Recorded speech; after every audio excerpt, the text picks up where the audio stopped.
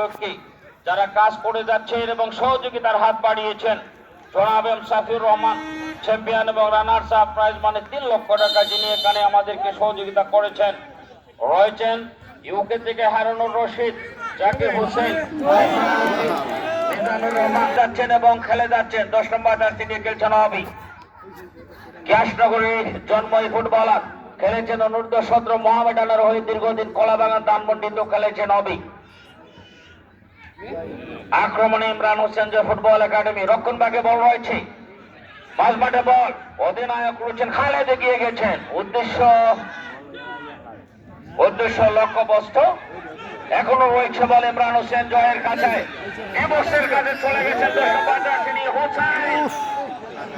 বাধাপ্রাপ্ত হয়েছেন দর্শক মন্ডলী, কানাই আমরা দেখতে পাচ্ছি বাধা দিচ্ছেন ওখানে হোসেন, কিন্তু চমৎকার এটি সুযোগ ছিল, সেটি কিন্তু ভাগ্য সুপ্রসন্ন হয়নি।